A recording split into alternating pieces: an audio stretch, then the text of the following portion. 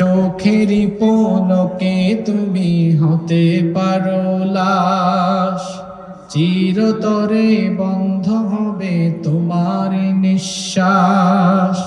চোখেরই পলকে তুমি হতে পারো লাশ, চিরতরে বন্ধ হবে তোমার নিঃশ্বাস। হবে তোমার নাম মসজিদের মাইকে, হবে তোমার নাম মসজিদের মাইকে। বাড়িওয়ালা নাই রে বাড়ি, নাই রে দুনিয়াতে। বাড়িওয়ালা নাই রে বাড়ি, নাই রে দুনিয়াতে। বাড়িওয়ালা নাই রে বাড়ি, নাই রে দুনিয়াতে। বাড়িওয়ালা নাই রে বাড়ি, নাই রে দুনিয়াতে। তোমার ভয়ে থাকতো মানুষ ছিল বাহাদুরি, ভাবনি হাওয়ায় ওরা তুমি যে রঙিন ঘুড়ি। তোমার ভয়ে থাকতো মানুষ ছিল বাহাদুরি, ভাবনি হাওয়ায় ওরা তুমি যে রঙিন ঘুড়ি। সুতুই টান দিলে মালিক, সুতুই টান দিলে মালিক পারবে না থাকিতে। বাড়িওয়ালা নাই রে বাড়ি, নাই রে দুনিয়াতে। বাড়িওয়ালা নাই রে বাড়ি, নাই রে দুনিয়াতে। বাড়িওয়ালা নাই রে বাড়ি, নাই রে দুনিয়াতে। বাড়িওয়ালা নাই রে বাড়ি, নাই রে দুনিয়াতে।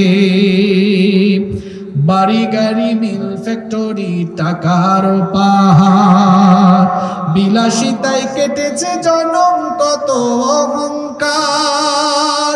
বাড়ি গাড়ি মিল ফ্যাক্টরি টাকার পাহাড়, বিলাসিতায় কেটেছে জনম কত অহংকার। দামি কাপড় ছেড়ে হবে, দামি কাপড় ছেড়ে হবে সাদা কাফন পরিতে। বাড়িওয়ালা নাই রে বাড়ি, নাই রে দুনিয়াতে। বাড়িওয়ালা নাই রে বাড়ি, নাই রে দুনিয়াতে। বাড়িওয়ালা নাই রে বাড়ি, নাই রে দুনিয়াতে। বাড়িওয়ালা নাই রে বাড়ি, নাই রে দুনিয়াতে। আমাদের বাড়ি থাকবে, আমরা থাকবো না। কবর হচ্ছে আসল বাড়ি। আসুন সেই কবরের জন্য প্রস্তুতি গ্রহণ করি। আল্লাহ আমাদেরকে তৌফিক দান করেন। মুখ দিয়ে বলে ঈমান এনেছি, মন্দের ব্যাপারে যদি বলি অনেক বোনেরা বলে আমি একজন দিনদার নারী, কিন্তু ঘর থেকে বের হওয়ার সময় পর্দা করে না, বেপর্দা হয়ে চলাফেরা করে, আবার অপসংস্কৃতির সাথে অন্যায় অপরাধের সাথে সম্পৃক্ত। মুখে বলে ইমানদারের কথা, মুখে বলে ঈমান এনেছি, মুখে বলে আল্লাহ মানি রসুল মানি, কিন্তু বাস্তবে দেখা যায় আল্লাহওয়ালা আর রসুল প্রেমিক লোকদের সাথে দিনরাত 24 ঘন্টা বেয়াদবি আছে না নাই? এইরকম করে ইন্নামা নাহনু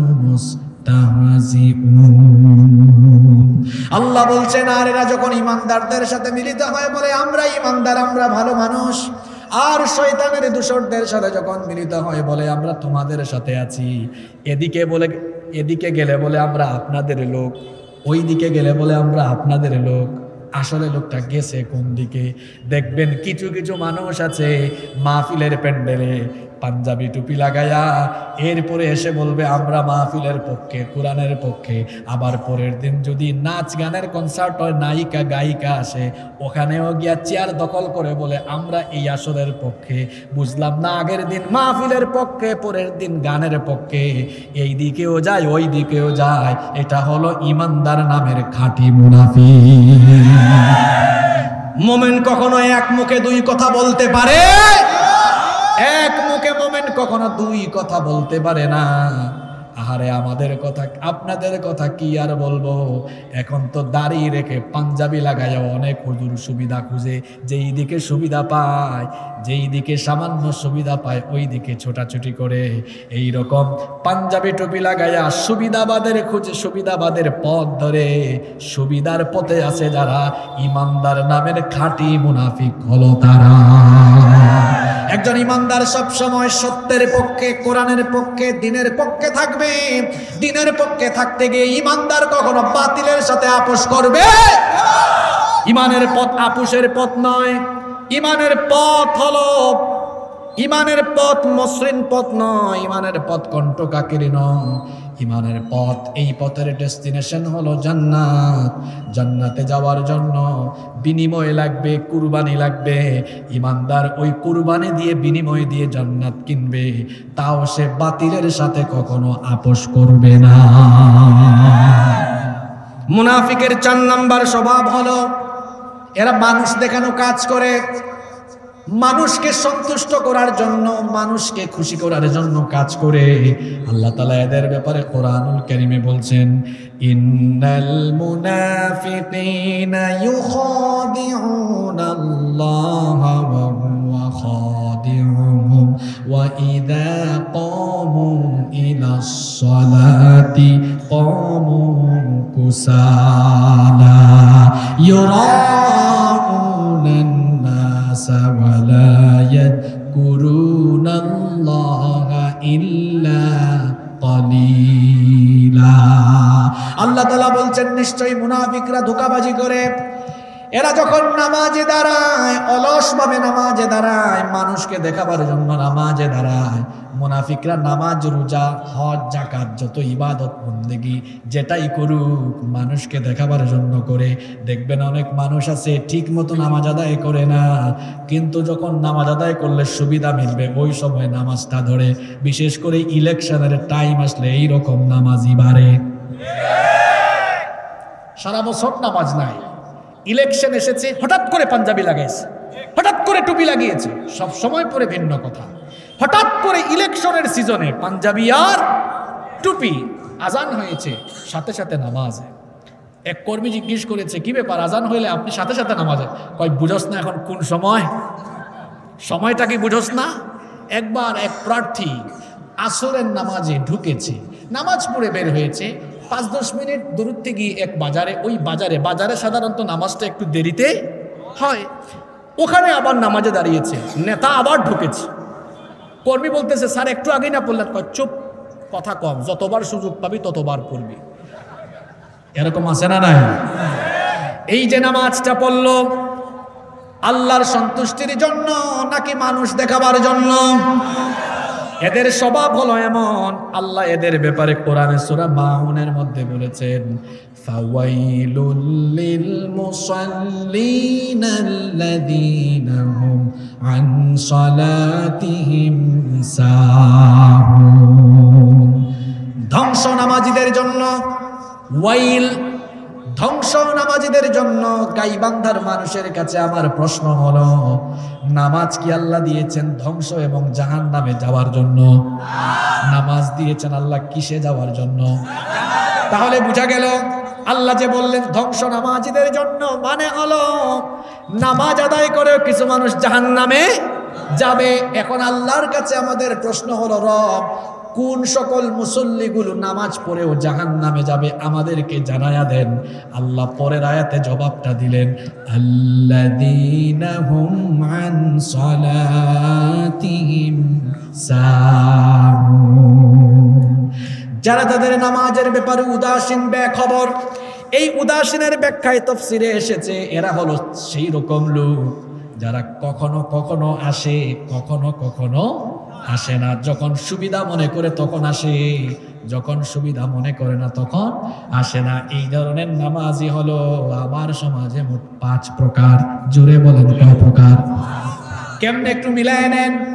প্রথম প্রকার হলো সাপ্তাহিক নামাজি, গোটা সপ্তাহ খবর নাই, শুধু জুমার দিনে মসজিদে যায়। এই রকম নামাজি অবশ্য আমাদের গাইবান্ধায় নাই। নাম্বার 2, 2 নাম্বার হলো মাসিক নামাজি, সারা বছর নামাজের খবর নাই, রমজান মাস আসলে গোটা মাস মসজিদে পাওয়া যায়। ভালো কথা, রমজান মাসে আসেন কিন্তু সারা বছরও নামাজ আদায় করার দরকার আছে না নাই? সারা বছর বাদ দিয়ে শুধু রমজান মাসের মাসিক মুসল্লি, এই রকম মুসল্লি আমাদের গোবিন্দগঞ্জে নাই।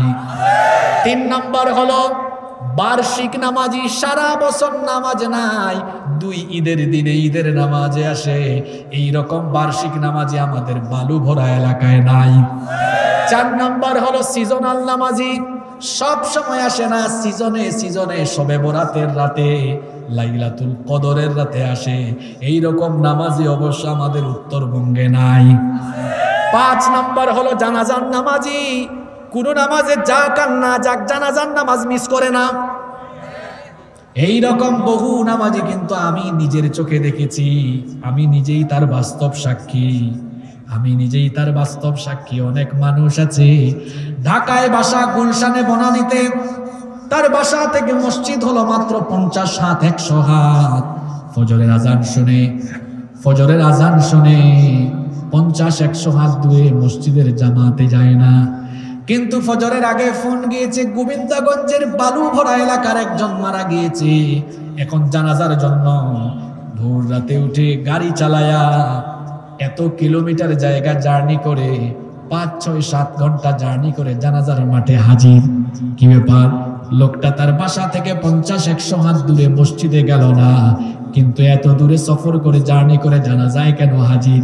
আপনি তার মতলব না বুঝলেও আমি বুঝতে পেরেছি, আসলে মসজিদে গেলে ফজরের নামাজে জামাতের আগে বক্তব্য দেওয়ার সুযোগ পাবে না, কিন্তু জানাজার নামাজের আগে বক্তৃতা দেওয়ার সুযোগ আছে। একবার জোহরের নামাজ ঘটনা বলবো আমি, আমার সাথে ঘটে যাওয়া এমন বহু ঘটনা আছে, আমি বাস্তব সাক্ষী এগুলো। জোহরের নামাজ আমার এলাকার ঘটনা, এটা বাড়িতে গিয়েছি, 2-3 জন ভাই আছেন দাঁড়া, আমি নামাজে যাচ্ছি, তাদের সাথে আমার ভালো পরিচয় আলহামদুলিল্লাহ, এলাকার মানুষ তো। বললাম ভাইজান আজান হয়েছে, চলেন নামাজে যাই, আপনি যান আমরা আসতেছি। আমি ভাবলাম হয়তো তারা আসবেন, কোনো কাজ এখানে আছে, আমি চলে গেলাম। মসজিদে তারা আসলেন না, নামাজেও আসলেন না। যাই হোক, নামাজ শেষ করার পরে ইমাম সাহেব ঘোষণা দিলেন মসজিদের নিকটবর্তী এক মাঠে জানাজা আছে। কে মারা গেলেন? ইমাম সাহেব নাম বললেন। যিনি মারা গিয়েছেন আমিও তাকে চিনি। ভাবলাম এই মসজিদে নামাজ পড়তে আসলাম, জানাজাই যেহেতু আছে 5-10 মিনিট লাগবে, জানাজাটা পড়ে আমি যাই। চলে গেলাম জানাজার মাঠে। আশ্চর্য ব্যাপার, আমি মসজিদে এসে সামনের কাতারে জায়গা পেয়েছি, জানাজার মাঠেও সামনের কাতারে পেয়েছি, কিন্তু একদম সাইডে। আমি দাঁড়িয়ে গেলাম সাইডে, হঠাৎ করে দেখি জানাজার লাশ তো কোথায় থাকে? কাতারের। দেখি ঠিক লাশের পিছনে ওই 2-3 মুসল্লি যাদেরকে আমি নামাজের দাওয়াত দিয়েছি। আমি তো অবাক, কি ব্যাপার, এরা মসজিদে গেল না কিন্তু এখানে জানাজায় তো একদম হাজির। এখন থেকে কিছুক্ষণ পর একজন একজন করে মাইক হাতে নিয়েছে। যেই জানাজা পড়তে লাগে 5-10 মিনিট, সুবহান আল্লাহ লাগছে প্রায় 1 ঘন্টা, একজনের পর একজন। কি বিড়ম্বনা! যাই হোক, সবুর করে থাকলাম, দাঁড়িয়ে থাকলাম। জানাজার নামাজ শেষ হলো, যাওয়ার সময় আমি তাদের সাথে দেখা করলাম। বললাম ভাই আপনাদেরকে জানাজার নামাজে আসতে দেখলাম, মসজিদে তো আসতে দেখলাম না জোহরে। আপনি তো হুজুর মানুষ, আমাদের এলাকার, আপনার সাথে খুব ভালো পরিচয়, আশপাশে কেউ আছে দেখতো? কয় নাই। কয় আসলে সামনে ইলেকশনের টাইম তো, এই লাশের জানাজায় 2 সাইডটা কথা কইয়া যদি কিছু ভোট কালেকশন করা যায়, এই স্বার্থেই আসলে জানাজাটা মিস করি নাই। আমি তাদেরকে বললাম দেখেন ভাই, মাঝে মাঝে বক্তৃতা করে ভোট নেওয়া যায় না, না করেও ভোট নেওয়া। আমাকে বললো কিরকম নেওয়া যায়? আমি বললাম কৌশল শুনেন। জানাজার মাঠে যদি আপনাকে মাইক দেওয়ার পরে আপনি বলতেন জানাজার মাঠ, লাশকে সামনে রেখে কথা বলা লাশের সঙ্গে এটা আদবের খিলাফ, আমি কথা বলবো না, হুজুর জানাজা পড়াবেন, এই কথাটা আপনি বললে দেখতেন 100 জনের মধ্যে 98টা ভোট আপনার পক্ষে পড়তো। মানুষ বুঝতো লোকটা আদব কায়দা জানে। মাঝে মাঝে বক্তৃতা দিয়ে যেমন ভোট পাওয়া যায়, মাঝে মাঝে উল্টা না দিয়ে আরো বেশি। এটার নাম কৌশল। এটার নাম কি? কৌশল। হিকমত দিয়ে, সুন্দর হাসি দিয়ে মানুষের মন জয় করে ফেলা যায়। এই রকম সুন্দর হাসি দিয়ে নবীজি মানুষের মন জয় করে দেন। মুহাম্মাদুর রাসূলুল্লাহ সাল্লাল্লাহু। এই যে মাঝে মাঝে নামাজে যাওয়া, মাঝে মাঝে নামাজে না যাওয়া, এটা মুমিনের স্বভাব নয়, এটা হলো মুনাফিকের স্বভাব। এখানে আমার অনেক যুবকেরা আছে, যুবক ভাইয়েরা মাঝে মাঝে নামাজে যায়, মাঝে মাঝে নামাজে যায় না। কেন ভাই, কেন নামাজে যাও না? নামাজ আমাদের জন্য ফরজ করেছেন কি? কই হুজুর আমি বুড়া হই তারপরে নামাজে যাব। আমার কলিজার টুকরা ভাইয়েরা, আপনাদেরকে আমরা বড় ভালোবাসি, বড় মহব্বত করি। ও ভাইজান, আপনি যে বুড়া হবেন এমন কি কোনো নিশ্চয়তা আছে নাকি? পৃথিবী থেকে যাওয়ার কোনো সিরিয়াল নাই। কোনো সময় আমরা দেখি বাপের আগে ছেলে দুনিয়া থেকে চলে গিয়েছে, নানার আগে দাদার আগে নাতি চলে গিয়েছে। এইরকম দৃশ্য মাঝে মাঝে সমাজে আছে না নাই? সুতরাং যুবক ভাইরা, শয়তানের ধোঁকায় পড়ে এইরকম সাপ্তাহিক নামাজি, মাসিক নামাজি, ষান্মাসিক, বার্ষিক আর জানাজার নামাজি হইেন না। তাহলে কোন সব নামাজিরা খাঁটি মুমিন? আল্লাহ বলছেন ওয়াল্লাযীনা হুম আলা সালাওয়াতিহিম ইউহাফিযুন। 5 ওয়াক্ত নামাজ যথাযথভাবে হেফাজত করে যারা, 5 ওয়াক্ত নামাজ ওয়াক্ত হয়ে গেলে, আজান হয়ে গেলে সুন্দরভাবে আদায় করে যারা, এই 5 ওয়াক্তের নামাজীদের ব্যাপারে আল্লাহ বলছেন উলাইকা হুমুল ওয়ারিসুনাল্লাযীনা ইয়ারিসুনাল ফিরদাউসা হুম ফিহা খালিদুন। বাবা মরে গেলে যেমন তার ছেলে মেয়েরা ওই বাবার সম্পদের ওয়ারিস অটোমেটিক্যালি হয়ে যায়, ঠিক তেমনি ভাবে 5 ওয়াক্তের নামাজি মোমেন বান্দারা যখন দুনিয়ার সফর শেষ করে চলে যায়, তারাও ঠিক তেমনি ভাবে আল্লাহর জান্নাতুল ফেরদাউসের ওয়ারিস হয়ে যায়। তাহলে আমরা কি মাঝে মাঝে নামাজি হব, না সব সময় নামাজ আদায় করব? কারা কারা নামাজ ছাড়বেন না 2 হাত তুলে আল্লাহকে দেখান। লিল্লাহি তাকবীর। যাবেন তো? ওয়াদা করেছেন কার সাথে? হাত নামান। ওয়াদার খেলাফ করা এটাও কার অভ্যাস? আমরা মুনাফিকের 4 নাম্বার অভ্যাস বলছিলাম, মানুষ দেখানো কাজ করে, হজটাও করে মানুষ দেখাবার জন্য। হজটা করছো ঠিক ইলেকশনের 2-3 মাস আগে, যাতে করে পুস্তাদের মধ্যে হাজি আর আলহাজ লেখা যায়। এইরকম আলহাজ আর হাজি আমাদের সমাজে নাই।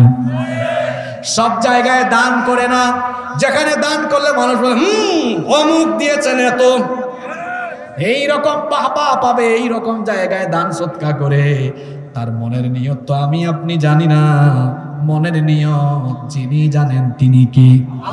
নিয়ত পরিষ্কার হলে অসুবিধা নাই, কিন্তু মনের নিয়ত যদি থাকে মানুষ দেখুক, মানুষ জানুক, তাহলে লোকটার অন্তরের মধ্যে নিফাকি ঢুকে গিয়েছে। মানুষ দেখানো কাজ করে যারা, ইমানদার নামের খাঁটি মুনাফিক হলো তারা। মুনাফিকের 5 নাম্বার স্বভাব হলো এরা রোগী, এরা ব্যাধিগ্রস্ত, এরা সিক, আর এদের রোগের নাম হচ্ছে নিফাক। করোনা ভাইরাস চলে গেল, করোনা ভাইরাস, ডেঙ্গু ভাইরাস, যে কোনো ভাইরাসে আক্রান্ত হয়ে কোনো মানুষ যদি মারা যায়, ওই মানুষটা জাহান্নামে যাবে এমন কথা কি কোরআন হাদিসে আছে নাকি? কিন্তু নিফাক অবস্থায়, মুনাফিকের রোগ নিয়ে কোনো মানুষ যদি দুনিয়া থেকে চলে যায়, আল্লাহ এদের ব্যাপারে ডিসিশন দিয়েছেন। আল্লাহ বলেছেন বাশশিরিল মুনাফিকিনা বিআন্না লাহুম আযাবান আলীমা। ও নবী, মুনাফিকদেরকে আপনি কঠিন জাহান্নামের আযাবের দুঃসংবাদ দেন। নাউযুবিল্লাহ। এদের অন্তর ব্যাধিগ্রস্ত। আল্লাহ বলেছেন ফি কুলুবিহিম মারাদ ফাযাদাহুমুল্লাহু মারাদা ওয়া লাহুম আযাবুন আলীমুম বিমা কানু ইয়াকযিবুন। আল্লাহ বলছেন এদের অন্তর হলো রোগাক্রান্ত, আর এদেরকে যে রোগ ধরেছে সেই রোগের নাম নিফাক। এই নিফাকের ভাইরাসে আক্রান্ত হবে যে, জাহান্নামী হবে সে। এই জন্য এই ভাইরাস থেকে আমার আপনার বেঁচে থাকার দরকার আছে না নাই? মুনাফিকের 6 নম্বর স্বভাব হলো এরা হলো সন্ত্রাসী। মুখে মুখে ভালো কথা বলে তলে তলে সন্ত্রাসী করে, আল্লাহ এদের ব্যাপারে বলছেন ওয়া ইদা কিলা লাহুম লা তুফসিদু ফিল আরদি ক্বালু ইন্নামা নাহনু মুসলিহুন। যখন তাদেরকে বলা হয় পৃথিবীতে ফাসাদ সৃষ্টি করো না, তারা বলে আমরা হচ্ছি সংস্কারপন্থী, আমরা ভালো করছি, আমরা কল্যাণের জন্য কাজ করছি, মুখে বলে ভালো করছি, তলে তলে সন্ত্রাসী করে। এই রকম মুনাফিক আছে না নাই? নিজেরাই খারাপ কাজ করে, নিজেরাই অন্যায় করে, নিজেরাই দেখা যায় অন্যায় অপরাধ করে সেই অন্যায় অপবাদ চাপায়া দেয় আলেমদের ঘাড়ে। এই রকম মানুষ আছে না নাই? আমাদের মতো অনেক হুজুর, আমরা থাকি মসজিদের মিম্বরে, আমরা থাকি ওয়াজের মাঠে, আমরা থাকি সেমিনারে, সিম্পোজিয়ামে, আমরা থাকি পবিত্র জায়গায়। মাঝে মাঝে এই সকল হুজুরদেরকেও ককটেল মারা, গাড়ি পুরানোর মামলা দিয়া, এইদেরকে অপবাদ দিয়া, মাঝে মাঝে মিথ্যা অপবাদ দিয়া, মাঝে মাঝে এদের বিরুদ্ধেও ব্যবস্থা নেয়, আছে না নাই? গাড়ি পুরায় একজন, মামলা খায় আর একজন। আমাদের বহু হুজুররা আছেন এইরকম অবস্থা। বলেন তো হুজুরদেরকে কোনোদিন ককটেল মারতে আপনারা কি দেখছেন নাকি? কোন হুজুরের হাতে কোনোদিন পিস্তল দেখেছেন নাকি? বরং যারা হুজুরদেরকে এই রকম অপবাদ দেয় তাদের হাতে মাঝে মাঝে পিস্তল দেখা যায়। এই রকম মুখ দিয়ে ভদ্রতার কথা বলে অসভ্যতামি অতল তলদেশে বাস করে যারা, মুমিন নামের খাঁটি মুনাফিক হলো তারা। কি আর বলবো, দুঃখের কথা। চোর, ডাকার, বাটপার, দুর্নীতিবাজ, চাঁদাবাজ, চেহারা দেখতে চোরের মতো লাগে, দেখতেই ডাকাতের মতো লাগে। এই ধরনের চোর ডাকাতরা জেলখানার বাইরে থাকে, আর কুরআন হাদিসের গবেষক চেহারা দেখলেই নূর দেখা যায়। এই ধরনের লোকগুলোকে জেলখানায় বন্দী করে রাখা হয়েছে। জেলখানা তো বানানো হয় চোরের জন্য, ডাকাতের জন্য, ভালো মানুষের জন্য নয়।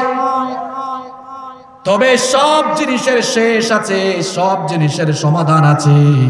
আল্লাহ বলেছেন ইন্না বাতশা রাব্বিকা লাশাদীদ, তোমার রবের ধরা বড় কঠিন। তোমার রব ধরেন না, ধরেন না, ধরেন না, তিনি যখন ধরেন তখন।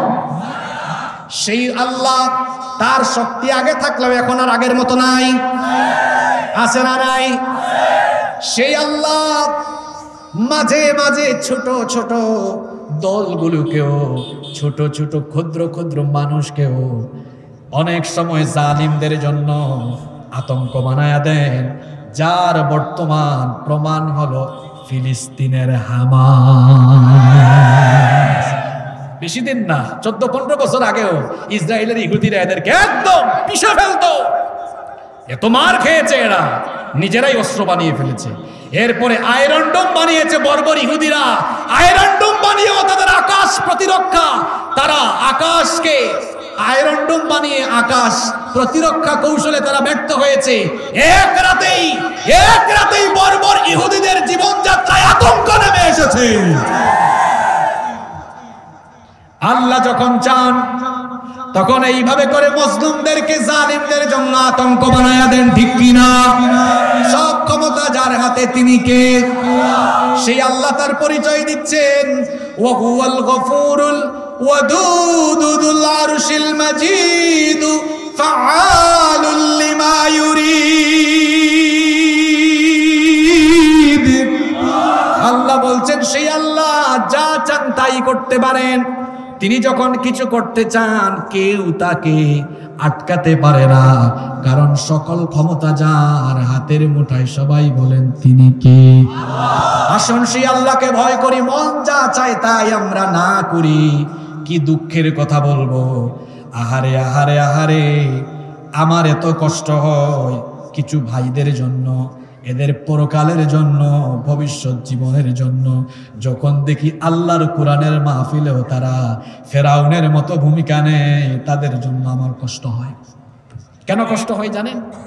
আচ্ছা বলেন তো, কোরআনের মাহফিলে আওয়ামী লীগের কোনো কথা হয়? বিএনপির কোনো কথা হয়? জাতীয় পার্টির কোনো কথা হয়? জামাতে ইসলামের কোনো কথা হয়? এটা কোরআনের মাহফিল, এটা রাজনৈতিক মাহফিল না। আপনারা এই প্যান্ডেলে দেখেন, এখানে আওয়ামী লীগের মানুষ এসেছে, এখানে বিএনপির মানুষ এসেছে, এখানে জাতীয় পার্টির মানুষ আছে, এখানে কৌমির ভাইয়েরা আছেন, এখানে আলিয়ার ভাইয়েরা আছেন, হেফাজত আছে, জামাত আছে, চরমুনাই আছে, বিভিন্ন মানুষ আছে। এখানে কেউ রাজনীতি করতে আসে নাই, এটা কোরআনের মাহফিল। কোরআন কি কোনো দলের? কোরআন কি কোনো দলের, কোনো পার্টির, কোনো পক্ষের? আমরা যখন নামাজে যাই তখন কি আমরা পারমিশন নেই? আমাদেরকে একটু পারমিশন দেন, আমরা নামাজ পড়বো। কথা বলেন আপনারা? কোরআনের কথাগুলো এটা দুনিয়ার কোনো হুজুরের না, আল্লাহ। আমি আজকে কঠিন কোনো কথা বলবো না, দরদ নিয়ে বলে যাচ্ছি। আপনি বুঝলে ভালো, না বুঝলে অসুবিধা নেই। ওই যে আল্লাহর ধরা বড় কঠিন। আমি কোরআন হাতে নিয়ে বলে গেলাম, আপনি বাঁচতে পারবেন না। আল্লাহ আপনাকে ধরবেন। কোরআনের বিরুদ্ধে যারা যায় এদের পরিণতি ভালো হয় না, এর বউ পরকিয়া করে চলে যায়, এদের ছেলে মেয়েগুলো সন্ত্রাসী হয়। বেশি বাহাদুরি দেখাইয়েন না। ঐশীর কথা মনে আছে না? নিজের মা বাপকে নিজেই জবাই করে ফেলেছে। আপনি কোরআনের বিরুদ্ধে যাবেন, ছেলে মেয়ে প্রতিবন্ধী হয়ে যাবে। আপনি কোরআনের বিরুদ্ধে যাবেন, আপনার কোনো না কোনো গজব এসে আপনার উপরে পড়বে। এই গজব থেকে কেউ বাঁচাতে পারবে না। আল্লাহর কসম, কেউ বাঁচাতে পারবে না। আল্লাহর কসম, কেউ আপনাকে বাঁচাতে পারবে না। কেন ভাই? কেন ভাই? আপনি কি বুঝেন না? মানুষ কোরআন থেকে কথা শুনতে চায়, মানুষ কবরের কথা, নামাজের কথা শুনতে চায়। আরে মানুষগুলা কি কষ্ট করে পয়সা উঠায়, কি কষ্ট করে বাঁশ লাগায়, প্যান্ডেল সাজায়। আপনার কাছে গিয়ে বললো আমি একটা মাহফিল করব, আপনি তো কি ভাব, পারমিশন দেওয়া হবে না। আল্লাহর কথা বলতে গেলে আপনার পারমিশন লাগে। ইন্না লিল্লাহি ওয়া ইন্না ইলাইহি রাজিউন। আমি শুধু ভাই আপনাকে এইটাই বললাম, আপনি আল্লাহকে ভয় করুন। ভয় না করলে আমার আপত্তি নাই। আল্লাহ আছেন না নাই? বিচার দিলাম কার কাছে? আমাদের অনেক মাহফিলে মানুষ পারমিশন পায় না। আপনাদের এই গোবিন্দগঞ্জে আজকে এক জায়গায় মাহফিল বন্ধ করে দিয়েছে। আমি বললাম ভাই কেন বন্ধ করে দিয়ে, সরি গোবিন্দগঞ্জে না, আপনাদের গাইবান্ধারী কোনো এক থানায়। বললাম ভাই কেন? আমাদেরকে পারমিশন দেয় না। তা আমাকে বলছে হুজুর কি করব? আমি বললাম পারমিশন পাচ্ছেন, আপনারা কি মারামারি করবেন? না, দেশের শান্তি শৃঙ্খলা বজায় রাখেন। যিনি করেছেন করুক, আপনারাও সবর করেন, আমরাও সবর করি।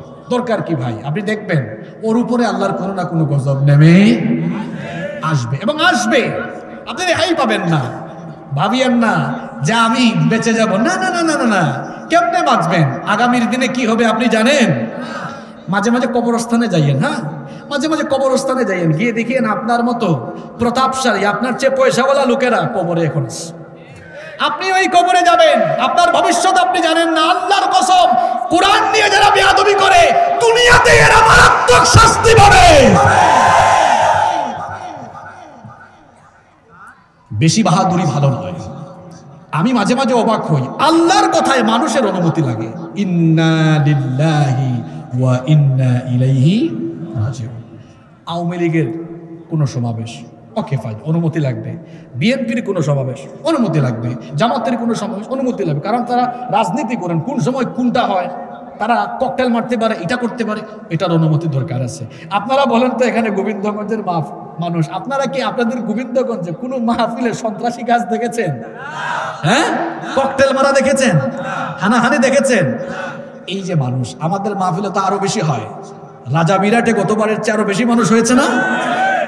আমাদের কক্সবাজারের পেকুয়ায় বাংলাদেশের সবচেয়ে বড় মাহফিলে আমরা বক্তব্য রাখি। এরকম 20-30টা প্যান্ডেলের সময় একজন পুলিশ লাগে না, র্যাব লাগে না, কিচ্ছু লাগে না। লক্ষ লক্ষ মানুষ আসে, চলে যায়। চেয়ারও মারে না, মারামারি হয় না, হানাহানি মারামারি হয় না। কারণ কোরআনের মাহফিল থেকে সন্ত্রাসমূলক কাজকে উস্কে দেওয়া হয় না, বরং কোরআনের মাহফিলে বলা হয় সন্ত্রাসের বিরুদ্ধে, জঙ্গিবাদের বিরুদ্ধে, মাদকের বিরুদ্ধে। কোরআনের মাহফিলে বলা হয় অন্যায়ের বিরুদ্ধে, অপকর্মের বিরুদ্ধে। যুবকদেরকে বলা হয় মাদক ছাড়ো ভাই, সন্ত্রাস ছাড়ো, নামাজি হও, মা বাপকে সম্মান করো, বড়কে সম্মান করো, ছোটকে স্নেহ করো, আত্মীয় স্বজনের হক আদায় করো, মারামারি করো না, গেঞ্জাম করো না।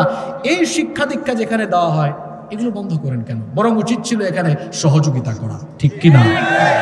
আমরা দোয়া করছি, বদদোয়া করছি না, দোয়া করছি আল্লাহ যেন সুমতি দান করেন। বলেন আমিন। আল্লাহ যেন হেদায়াত দান করেন। আর যদি হেদায়াত না থাকে, বেশি হেডাম থাকে, আল্লাহর যা ইচ্ছা আল্লাহ তাই যেন করেন। কয়টা বললাম? 6টা। কয়টা? নাম্বার 7, 7 নাম্বার মুনাফিক হলো মিথ্যাবাদী। কথা যখন বলে মিথ্যা বলে। আল্লাহর হাবিব বলেছেন মুনাফিকের কিছু স্বভাব আছে, তার মধ্যে একটা স্বভাব হলো ইদা হাদ্দাসা কাযাবা, যখন সে কথা বলে তখন সে মিথ্যা বলে। কথায় কথায় যদি কেউ মিথ্যা বলে, ভাই আপনার পায়ে ধরে বলছি আল্লাহর ওয়াস্তে মিথ্যা বলিয়েন না, কারণ মিথ্যা বলার কুফল হলো 2টা। মিথ্যা বললে আল্লাহর রহমতের ফেরেশতারা ওই ব্যক্তির সাথে থাকে না। নবীজি বলেছেন যে মানুষ মিথ্যা বলে তার মিথ্যা কথনের দুর্গন্ধে রহমতের ফেরেশতারা তার থেকে চলে যায়। আর যখন রহমতের ফেরেশতা একটা লোক থেকে চলে যায় তার সঙ্গী হয়ে যায় শয়তান। তাহলে মিথ্যা বলবে যে শয়তানের বন্ধু হয়ে যাবে সে। 2 নাম্বার মিথ্যা বলার পরিণতি হলো মিথ্যা বলবেন যিনি ঈমান হারিয়ে মুনাফিক হয়ে যাবেন তিনি। কারণ মিথ্যা বলা হলো মুনাফিকের আলামত। আমাদের মধ্যে তো মিথ্যা বলার স্বভাব অনেক আছে। ফোন এসেছে, দোস্ত তুমি কোথায়? আছে গোবিন্দগঞ্জে। কয় আমি রাজা বিরাট। এইরকম মিথ্যা বলার অভ্যাস মনে হয় আমাদের এলাকায় নাই। খবরদার আমার ভাইয়েরা, মিথ্যা বলবেন না। মিথ্যা হলো সকল পাপের মা।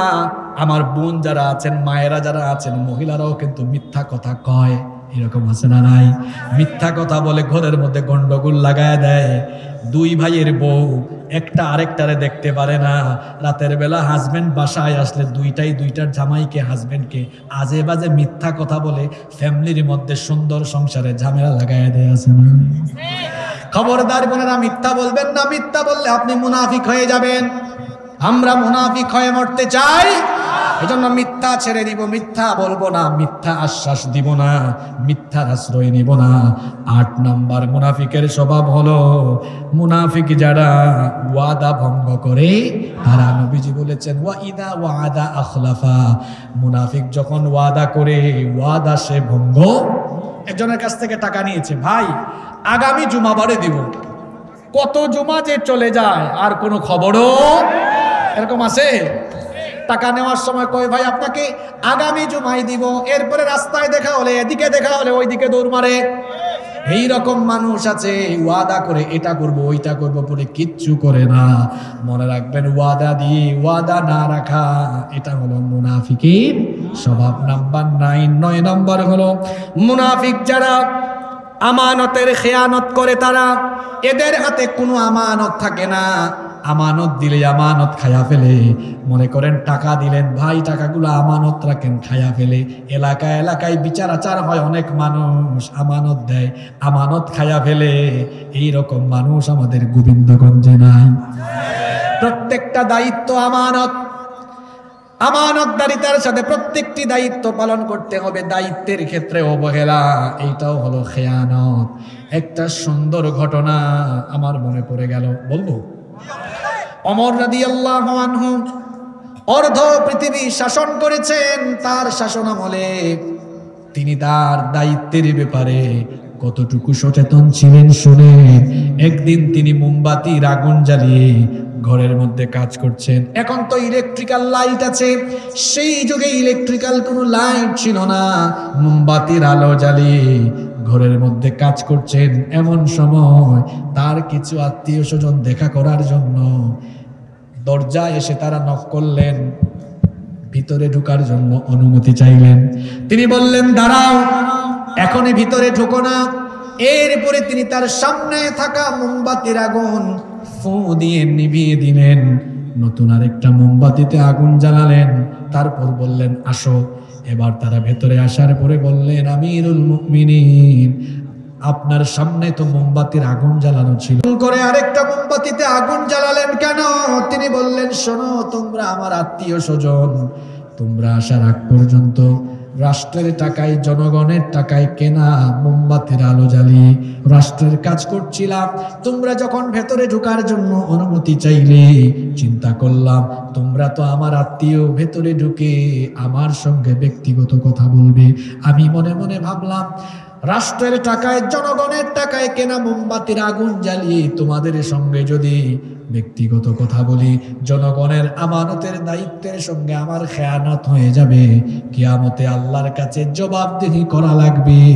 এই ভয় যখন আমার অন্তরে চলে আসলো, সঙ্গে সঙ্গে রাষ্ট্রের টাকায় কেনা মোমবাতির আগুন ফু দিয়া নিভাইয়া দিয়া নিজের টাকায় কেনা মোমবাতির আগুন জ্বালিয়ে তোমাদের সাথে কথা বলছি।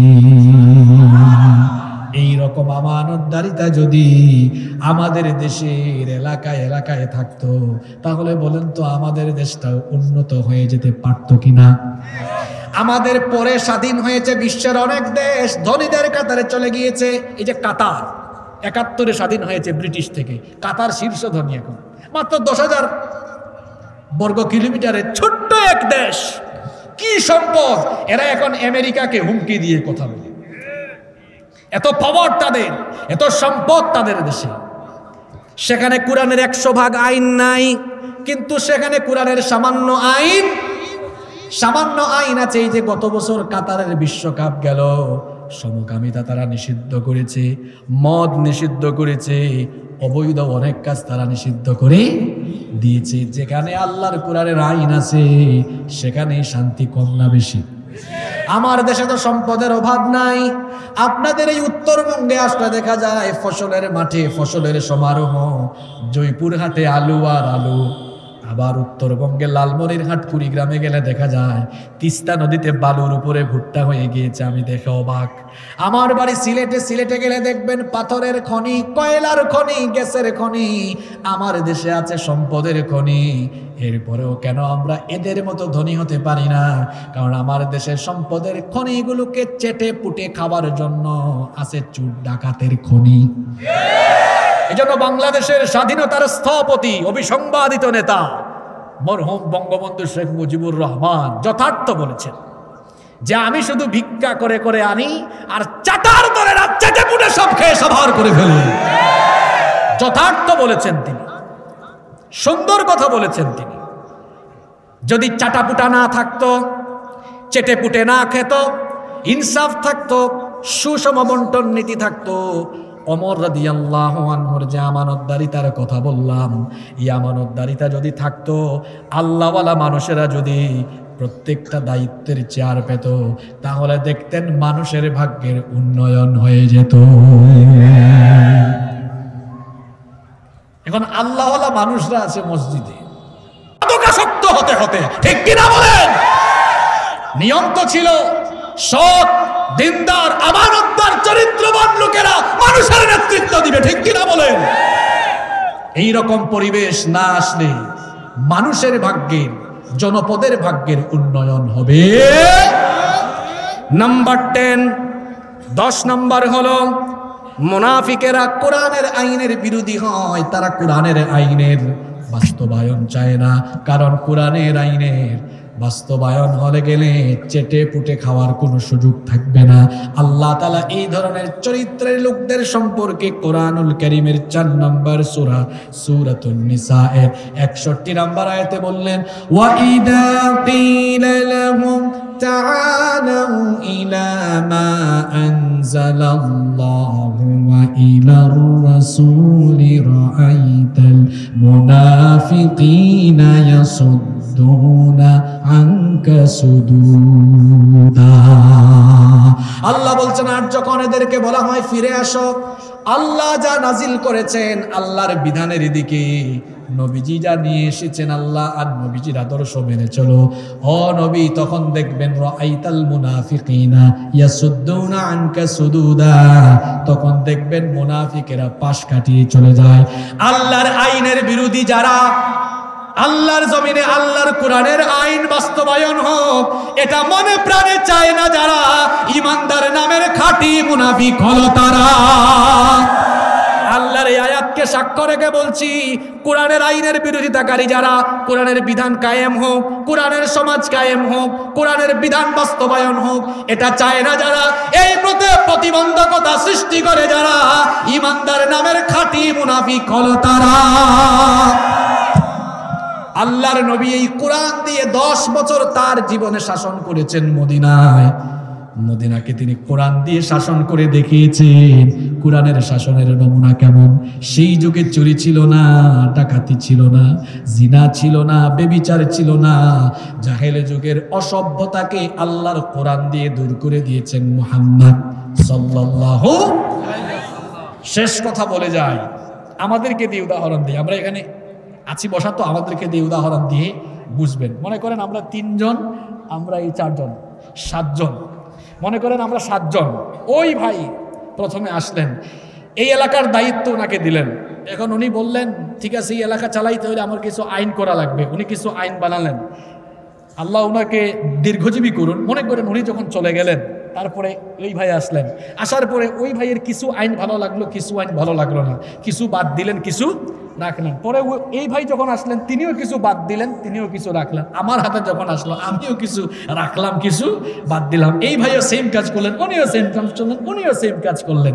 এইরকম দেখা যায় যে যখন সুযোগ পায় ইচ্ছা মতো সংযোজন করে, বিয়োজন করে। কিন্তু কোরআন তো নাজিল হয়েছে ১৫০০ বছর আগে। আজ পর্যন্ত কেউ কি একটা অক্ষর বাদ দিয়েছে, জোড়া লাগিয়েছে? কথা বলেন, জোড়া লাগিয়েছে? আবার ফিরে যাই ওখানে। ওই ভাইকে বললাম আপনি এলাকাটা চালান, কিন্তু ধরেন এই কোরআন দিয়ে চালান।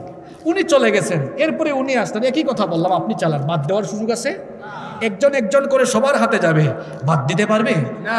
বাদ দিতে পারবে? কোন দিন বুঝবেন আপনারা? যখন মসজিদ যেমন কোরআন দিয়ে চলে, ঠিক তেমনি মসজিদের বাহিরে গোটা সমাজ ব্যবস্থা, অর্থ ব্যবস্থা, রাষ্ট্র ব্যবস্থা যখন কোরআন দিয়ে চলবে, অভাব থাকবে না, দুঃখ থাকবে না, দুর্নীতি থাকবে না, অন্ধকার থাকবে না, সোনালী সমাজ ফিরে আসবে। এই জন্য এই কোরআনের পক্ষে দল মত নির্বিশেষে আমরা সবাই আছি না নাই? আমার ভাইয়েরা, আমরা সবাই আসুন ঐক্যবদ্ধ হই, মারামারি না করি, বিশৃঙ্খলা না করি। আসেন, আমরা সবাই তো আল্লাহর গোলাম। এই জমিনটা কার? জমিনটা কার? আমাদের না, আল্লাহ। এই জমিনে আইনও চলবে কার? আল্লাহ। আল্লাহর এই আইনের কিতাব, এটার নাম কি? এই কোরআনের আইনের বিরোধিতা করলে মানুষের ইমানদার থাকে না। এই যে আল্লাহ বলেছেন, আজকে যখন আমি খুতবা পড়ছিলাম এই আয়াতটাই পড়ছিলাম, নবী আপনি দেখবেন কিছু মানুষকে কোরআনের আইনের কথা বলা হলে তেলে বেগুনে জ্বলে উঠে, মনে প্রাণে বিরোধিতা করে। এই রকম মনে প্রাণে কোরআনের আইনের বিরোধী হবে যারা ইমানের সুরত ধরে তলে তলে খাঁটি মুনাফিক হলো। এইরকম মুনাফিকি থেকে আমরা বেঁচে থাকতে চাই কি চাই না? আসুন, আজকে 10টা বৈশিষ্ট্য বললাম, 10টা খাসলতের কথা বললাম। এর মধ্যে মাঝখানের একটা পয়েন্ট মনে করাই দিই, যেটা গুরুত্বপূর্ণ। রাত 12টা 1টা পর্যন্ত ওয়াজ শুনছেন, ফজরের নামাজ কাজা কইরেন না। মাঝে মাঝে নামাজে যাওয়া, মাঝে মাঝে না যাওয়া, এই সকল নামাজিদের জন্য ধ্বংস বলেছেন কি? আপনারা কি ধ্বংস হতে চান? আমার মায়েরা বোনেরা নিশ্চয়ই ধ্বংস হতে চান না। সবার উদ্দেশ্যে বলছি, আল্লাহর ওয়াস্তে 5 ওয়াক্তের নামাজ ছেড়ে দিবেন না। আব্বা আম্মার সাথে বেয়াদবি করবেন না। মনে রাখবেন, আল্লাহ রাব্বুল আলামিনের পরেই যাদের আনুগত্য খেদমত করতে হবে তারা আমাদের আব্বা, তারা আমাদের মা। মা বাবার খেদমত করবেন। যুবক ভাইয়েরা খবরদার, মা বাবার সাথে বেয়াদবি করবেন না। বড়দেরকে সম্মান করবেন, ছোটদেরকে স্নেহ করবেন। এই যে আমি বক্তৃতার আগে একজন ভাই বক্তৃতা করছিলেন, তিনি দাঁড়িয়ে গেছেন, বক্তৃতা করছেন।